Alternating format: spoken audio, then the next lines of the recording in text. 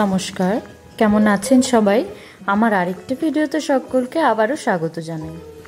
আর এই আজকে বানিয়েছিলাম কারকলের পুর। দেখো কি সুন্দর হয়েছে, বাইরে থেকে মুচমুচে আর ভেতরে একদম সফট, পুর ভরা টসটসে কারকল। তো দেখো এখানে আমি কারকল নিয়ে নিয়েছি গামলায়, ধুয়ে পরিষ্কার করে। তো তারপর এগুলোকে কেটে তৈরি করে নিতে হবে। তার জন্য দুদিক থেকে এরকম দুপাশ থেকে অল্প অল্প কেটে ফেলে দেব। তারপর কারকলের গায়ের এই কাটা কাটাগুলো আমি চেঁচে পরিষ্কার করে নেব। দেখো এরকম করে আস্তে আস্তে করতে হবে, ধ্যান রাখতে হবে চাকু দিয়ে আবার হাত না কেটে যায়। তো কাজটা খুব সাবধানেই করতে হবে। এরপরে মাঝ বরাবর সোজা এটাকে একটু টুকরো করে নেব। বাস হয়ে গেল কাটা। তো তোমাদের আরেকটা করে দেখিয়ে দিচ্ছি। প্রথমে দুই পাশ থেকে অল্প অল্প কেটে বের করে দিলাম। তারপর এই কাটাগুলো একটু চেঁচে ফেলে দিলাম। তোমরা চাইলে এটা না চাচলেও হয়ে খেতে পারবে। এইখানে যেহেতু অত ফ্রেশ কারকল পাওয়া যায় না, তো এরকমই হবে। তো দেখো কাটা হয়ে গেছে, চলো একে একে বাকিগুলো কেটে নিই। দেখো কেটে সবগুলো জলে ভালো করে ধুয়ে নিচ্ছি, কতটা নোংরা বেরিয়েছে। তারপর এগুলোকে সেদ্ধ করে নেব। তার জন্য গরম জল বসিয়ে দিলাম, তাতে দিলাম পরিমাণ মতো লবণ, দিয়ে কারকলগুলো সব দিয়ে দেব। দিয়ে এটাকে সুন্দর করে সেদ্ধ করে নেব। এমনভাবে সেদ্ধ করতে হবে যাতে পুরো গলে না যায়। আর তোমরা 80% মতো সেদ্ধ করবে। দেখো আমি অল্প সময় ঢেকে দিয়েছিলাম, দিয়ে এটাকে সেদ্ধ করে নিয়েছি। আমার 80% মতো সেদ্ধ হয়ে গেছে। তোমরা দেখে হয়তো বুঝতে পারছো কালারটা অনেকটাই চেঞ্জ হয়ে গেছে। এখন এই সেদ্ধ কারকলের মাঝখান থেকে বীজগুলো এরকম চামচ দিয়ে বের করে নেব। খুব আলতো হাতে করতে হবে কাজটা, না হলে কারকলের বাইরেটা ভেঙে যেতে পারে। তখন আর পুর ঢুকালে ভালো, পুরটা ভেতরে থাকবে না, বেরিয়ে যাবে। এরকম করে বাকি সবগুলো কারকল থেকেই আমি বিচিগুলো বের করে নিয়েছি দেখো। আর এখন একটা পেস্ট তৈরি করব। তার জন্য 3টে কাঁচা লঙ্কা নিয়েছি, ঝালটা নিজেদের অনুযায়ী বুঝে। তারপর দিচ্ছি 2 চামচ সরষে, এখানে আমি পরে আরেকটু দিয়েছি। আর এখান থেকে হাফ বিচিটা দেব, কারকলের বিচি। তো বাকি টুক রেখে দেব, তাতে তোমরা স্বাদটা ভালো করে বুঝতে পারবে। তো দেখো সুন্দর করে পেস্ট করে নিয়েছি। আর দেখো যেতটুকু বিচি রেখেছিলাম সেটা এখন এই পেস্টের সঙ্গে মিক্স করে দেব। তাহলে তোমাদের খেতে দারুণ লাগবে, ফ্লেভারটা তোমরা ভালো করে বুঝতে পারবে। না হলে তোমরা পুরোটা দিয়েও পেস্ট করে একবারে করতে পারো, সেটাও হবে। তো আমার এটা তৈরি পুর।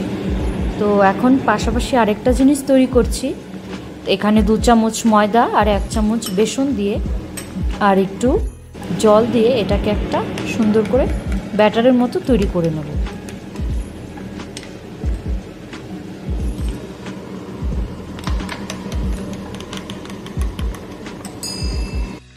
দিয়ে দিলাম সামান্য পরিমাণ লবণ।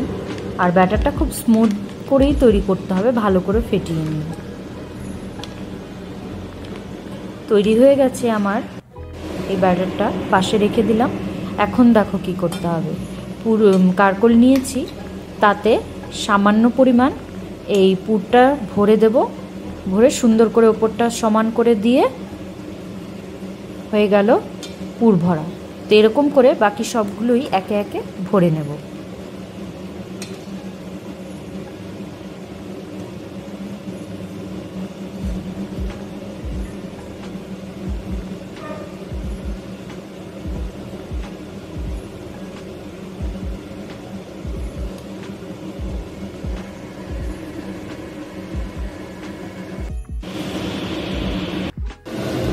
দেখো এখন একটা ফ্রাই প্যানে কিছুটা পরিমাণ সর্ষের তেল দিয়ে তেলটা গরম করে নিচ্ছি।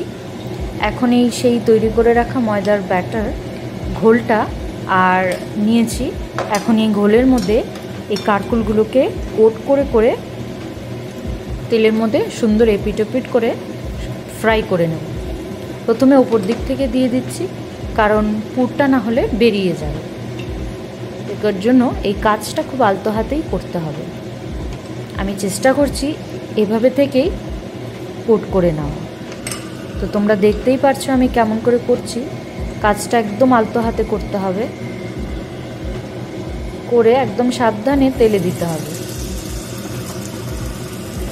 এক এক করে আমি সবগুলোই দিয়ে দেব তেলে।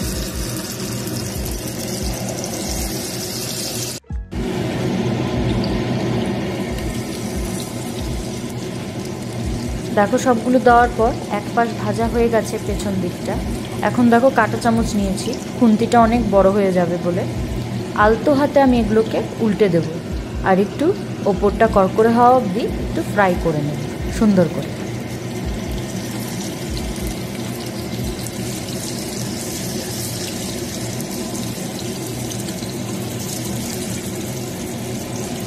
তোমাদের যদি আমার ভিডিও ভালো লাগে তাহলে অবশ্যই লাইক করে কমেন্ট করে দিয়ে যাবে কেমন লাগলো, আর সাবস্ক্রাইব করে সাবস্ক্রাইবের পাশে থাকা বেল আইকনটি ক্লিক করে দিও। তাহলে আমার ভিডিওর নোটিফিকেশন পোস্ট করার সবার প্রথমেই তোমার কাছে চলে যাবে। নিজেদের আত্মীয় স্বজন বন্ধুবান্ধবের সঙ্গে শেয়ার করে দিও, তাহলে সবাই এই রেসিপিটি দেখতে পাবে।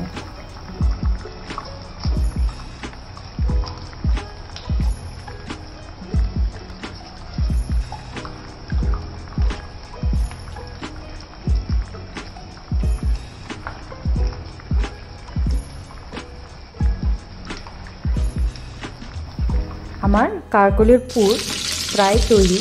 দেখো লালচে করে প্রায় ভাজা হয়েই গেছে আমার। তো এগুলোকে এখন এক এক করে তুলে নেব।